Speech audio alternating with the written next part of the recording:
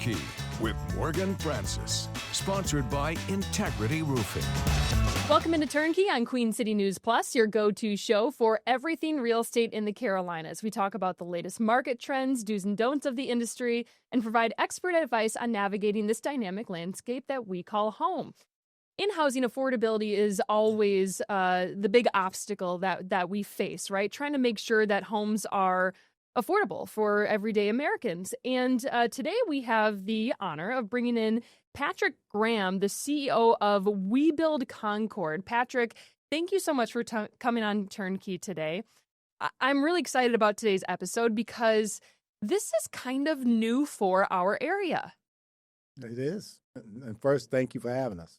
Absolutely. So tell me about the project that you guys are about to break ground on, pending, I think, a few, minor obstacles, I guess, if you call it that, little boxes that you need to check before breaking ground. But this is what we're looking at, these really cute, I think most people would call them tiny homes, but you guys call them cottages. But tell me about this project. So what's exciting about this project, it's going to be the first project that tests the new ordinance of the city of Concord for tiny homes and cottages. Mm-hmm. And so this particular development will have 10 homes on a site off of Corbin Avenue, which is a corridor into the new revitalization of uptown or downtown Concord. I think what's also interesting about it is that these are going to be cottages that will range from 650 square feet to 800 square feet for ownership. And it's going to be part of like revitalizing that area, but also giving it new character, which I think is important.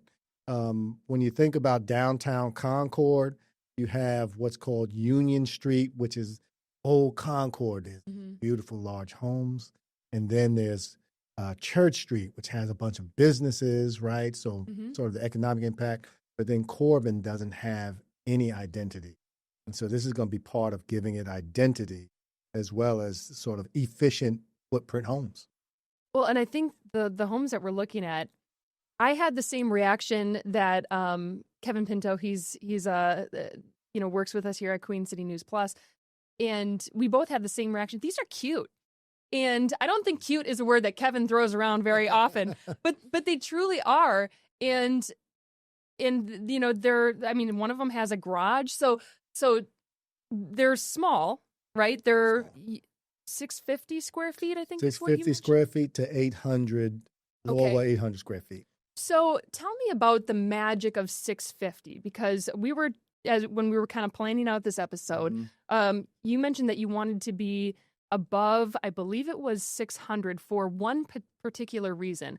Why is that? Well, really lending criteria. So when you look at some of your major lending institutions such as Freddie Mac or Fannie Mae,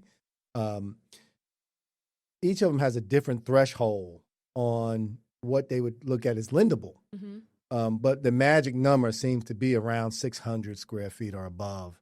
And so we had to really plan around that because these are also going to be mixed income developments. So you're talking about some people who are earning below a certain percentage of the area median income, in this case 80%, which traditionally is considered affordable.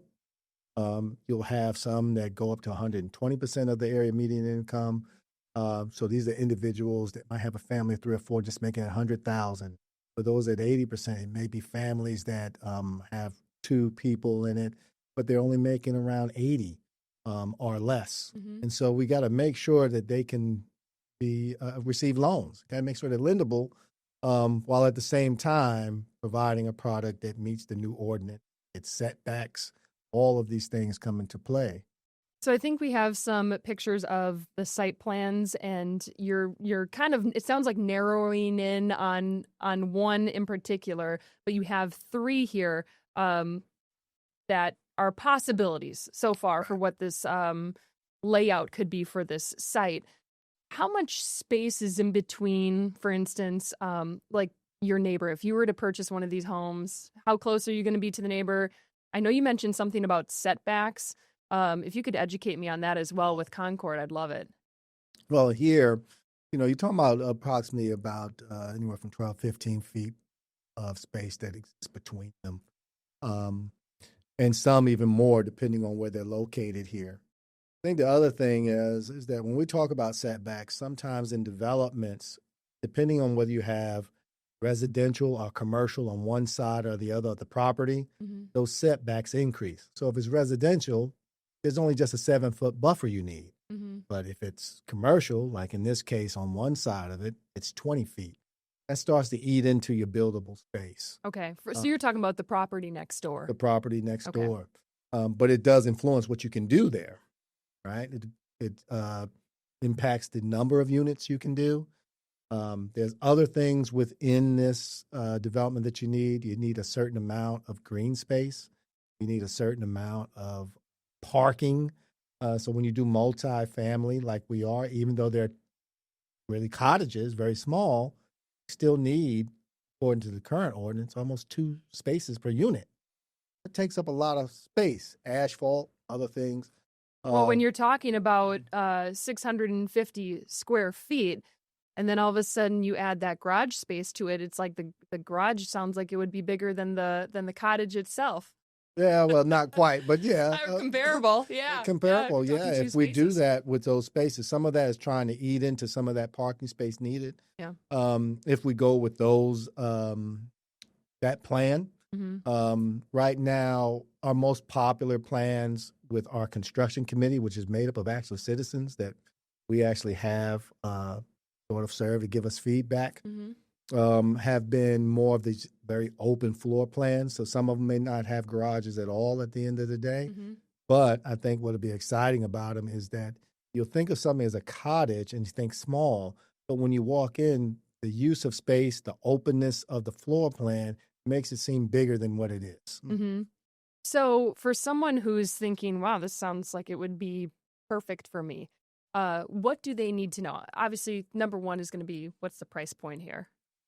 Well, the price point, we're trying to get them down to 170 or less on the resale side. Which is like in the greater Charlotte area and the towns around it, right? Concord, where this is. That's difficult to find. It will be very difficult to find. And we specialize in what we call quality bills, but trying to get that price down. So we subsidize them sometimes through grants, donations, others, to ensure that people who are working can afford them. Many of them could be civil service workers. Many of the people who are currently in our homes are in the health industry. Educators are our number one. And then, of course, those who are, working as police officers, firefighters, et cetera, are in our units now. And with this particular development, we're really trying to stress efficient use, but also affordability in a way that we don't have to provide so much down payment assistance. People can just naturally be able to. Which is huge, right? Because the down payment is such a big hurdle for people who are, rubbing 2 pennies together and trying to save as much as they can to have that dream of home ownership. It is. You mentioned grants, and I would like to kind of explore this dream, right? Affordability is such a difficult thing to tackle with the current environment. Materials are so expensive. It's tough for builders to try to still offer that entry-level pricing that everyone's shooting for. Do you think there's a world that we live in that someday you could have a project like this without the use of grants? Or do you think that, offering a home at 170, that's necessary? Well, let me just say this. In today's environment, the answer is probably no, right? If I'm honest. When I look at the price of construction has gone up past 20%, homes up 18%. You've seen some small relief, but not a lot, but wages only 4%.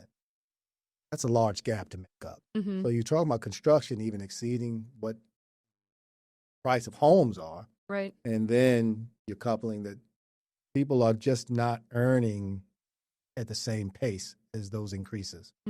If you couple in other things that we look at, childcare, it's a family, for example, transportation access, health care, So when people are coming into our homes, no matter what income level they're, so you could be someone that's at market or someone that's in an affordable unit, we're still going to actually take you through financial counseling to really look at your overall situation and then try to give you the best path forward. So part of what we do is that instead of just selling you the home, The educational you element have to go to through it. that educational component, and we may prescribe certain things you have to do in order for us to go in contract with.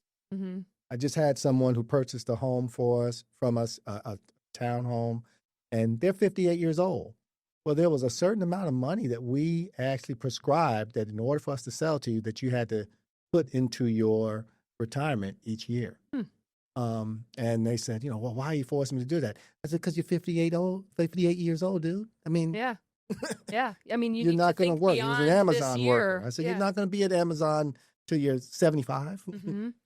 I think that's great too, because purchasing a home, you do it maybe if you're lucky more than once, right? Mm-hmm. And so it's something that a lot of people, it's the biggest purchase of your life that you know probably the least about. That's right. And I think that educational aspect is huge.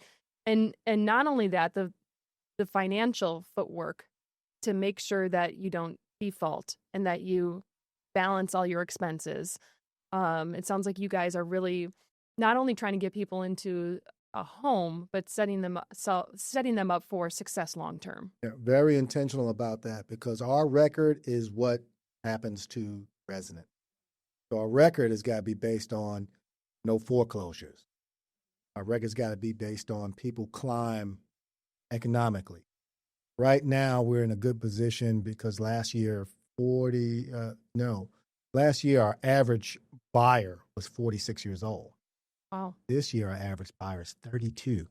Over 60% of them That's are great. below the age of 30. Mm-hmm. So this is actually a good time for us to really promote that sort of financial planning long term, Mm-hmm. because they can start early and avoid the mistakes that some older individuals make.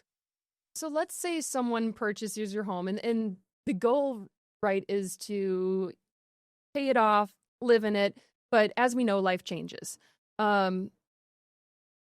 Is there going to be some sort, we know that in HOAs, a lot of times they have like a 30% rental cap, for instance, so that the neighborhood isn't fully rented. And with your goals for We Build Concord in mind, is there going to be a limit on, or I guess, is it going to be prohibited that these can turn into rentals? How do you It work is. that? Okay. We put that in deed restrictions. Okay. So we restrict our property, Mm-hmm. primary ownership. Mm-hmm. And some of them, we put them in a community land trust, in which we actually control what happens underneath, meaning the land itself, to ensure that they don't become rental property, that Mm-hmm. these were geared towards home ownership. That is our goal. And it kind of leads back to probably something that we maybe missed, is who is We Build Concord? We did, and actually, we flew right over it, and we also flew right over your background as well. So tell me about We Build Concord, then tell me about yourself. Yeah, so We Build Concord was created by the city as a nonprofit that now serves all of Cabarrus County, and soon maybe even beyond that. And the primary goal of We Build Concord, to sum it up in a sentence, is to build affordable and attainable housing by any legal means necessary. So our real goal is to develop 70% of our units as ownership units. Mm-hmm. So we want to promote home ownership. We want to stabilize communities that way. The other is to provide rentals that serve as training grounds for people to eventually get into ownership. Mm-hmm. We realize that when you talk about economic mobility, one of the things that impacts communities the most is their rates of ownership and the ability of workers in particular to own and own at affordable rates. And when we say affordable, that means someone's paying less than 30% of their income on the mortgage itself or their rent. And as part of that, we're part of the economic development plans of that county, because when companies come in, where are their employees going to live? Right. We say, well, we have to be part of that solution. And we have to think about it ahead of time instead of after. So that's one thing about We Build Concord. So how did you get involved in all of this? You're the CEO of We Build Concord. What is your background? But my background is I've been in the social sector as of this year for 30 years. Quite a bit of so experience. quite a bit of time. But most of my career has been in talent development. So I used to lead the Urban League of Central Carolinas of this area. I used to lead its workforce board, Mecklenburg County. In Virginia, I was a senior policy advisor for all their wealth building and anti-poverty strategy. And I first started my career in the Charlotte area with Crisis Assistance Ministry as director of all of its emergency financial assistance. And my first job within 3 months of getting that position was to merge all of the rent, eviction, and foreclosure prevention dollars of the city, county, and congregations and put them in one place. And worked very closely with Carol Hardison. Interesting enough, she was only there a year when I came, so we kind of grew up together in that. Right. But one of the things that I did when I was in Richmond related to this is I took COVID dollars, CARES Act dollars, created a large eviction prevention model there using about $26 million and centralizing it all.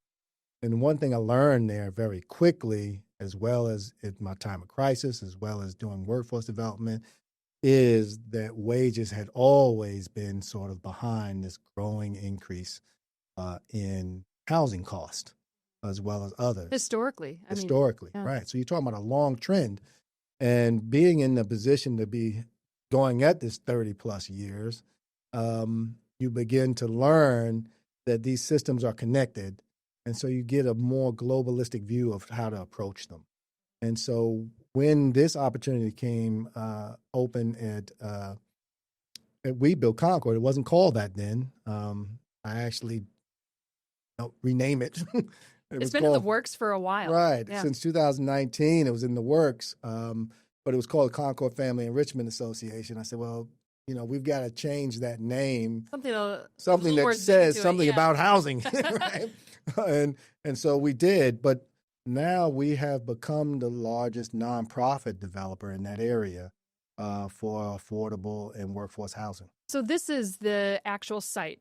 This is what it looks like now, currently? It's a parking lot right now that we purchased from the city using American Rescue Plan dollars. And interesting enough, we've allowed them to stay there rent-free as a very close affiliate of theirs. But pretty soon, we'll have to find somewhere else to park those cars. I think they're okay with that. So the commercial building that you were talking about, that's the one to the right? The one to the right, and there's a car wash there. And there's a little guy named Buddy. And they call it Buddy's Car Wash around there. And we tried to purchase that, too, to sort of be able to expand it. Right. But they had other plans. Did I count 10 homes, by the way? 10 homes on that. I thought I counted that on the site plan. That's right. There'll be 10 homes there. And if you were to go further up the right, you would see that there's more empty fields, more of an industrial look to that community that now we're going to start to convert and make more welcoming. Because just 2 to 3 blocks to your left is the new revitalized downtown Concord. I mean, so the walkability, right, is great. So for someone who is looking to use their car less, and I mean, this concept sounds like it's in the perfect spot. Perfect spot. Which isn't always easy to find, a piece of property for an affordable price, right? That's right. With all of those accessibility features to like a downtown area, like the walkability. The city of Concord helped us with this. Of course, they could use this as a parking lot, but we found that they were, very supportive of making better use of it. And if you look at all our developments, they're also near transportation. There's a bus stop also right in front of this. Okay. We had the Lincoln Street Townhomes, which is 26 townhomes that we just completed this year. Largest community development project in a place called Logan Community there in Concord. but right in front of it, there's a bus stop. We have a church that we've rehabbed that will turn into, by May, will be complete. We'll have 13 affordable loft apartments, but incubator space for entrepreneurs in the area, as well as some retail space, and our headquarters. And they'll be right there, but right next to it is a bus stop. Right. So we make sure that when we're selecting properties, we're in a certain proximity of transportation. Let's go back to the pictures of these cottages. We have just a few minutes left here. We're 6 years into this idea, this concept that you had, and now it's coming to reality. When are you hoping to break ground, and when are these going to be available? Well, let me just one thing about the history is that I was hired as the first employee back in 2020. Okay. So this concept and this idea came about in about 2022. Okay. When we looked at that lot, they wanted to place an actual building on it for rentals. And then we said, for lack of a better term, that's not sexy enough. We need to, rethink this. Oh, yeah. And so this concept came about, and then all of a sudden, even our supporters at the City of Concord said, no, we've got to stick with this. We got to find a way to make it happen. And so this ordinance also helps support that. So if you look at these cottages, they not only look like, smaller versions of homes that you would see, but when you show the interior, you'll see that they're very open. Floor plans. There are a couple of those units that are ADU units, meaning they're accessible to those with disabilities as well. And you can get around in them. They have larger doorway gaps.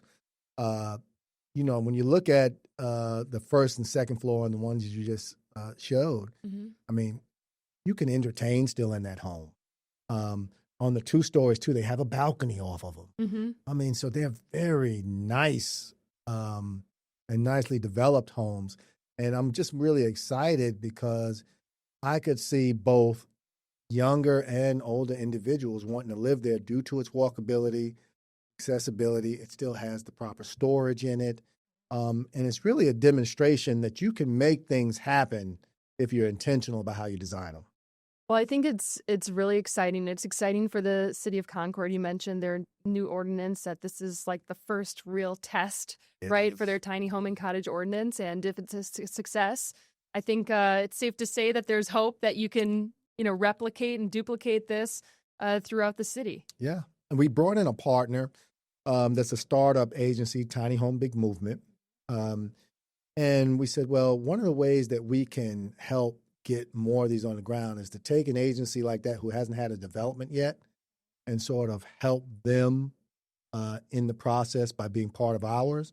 And then pretty soon, because with We Build Concord, there's a lot that we have on our plate as a small nonprofit that, for all intents and purposes, started operating 3 years ago. Right. Right. And you had maybe $1.2 million as starter funds for it that now has over, close to 20 million in asset development in a very short period of time. And we won't be able to focus on tiny homes or cottages, but that other agency will. So one of the things that we did was said, how can we help a partner agency get off their feet, get started along with us? And now they'll have this development experience, and hopefully we'll be able to address the tiny home cottage village movement within that county and maybe even further after this, so that we don't have to always concentrate on it because we've got other things to think about. Well, Patrick, I think we'll have to circle back around with you and see how everything is going once this community is up and running. I think it's very exciting, and I appreciate you coming on Turnkey to educate us on it. Yeah, well, thank you for having us. And thank you so much to everyone else out there who watched this episode of Turnkey. We'll see you next time.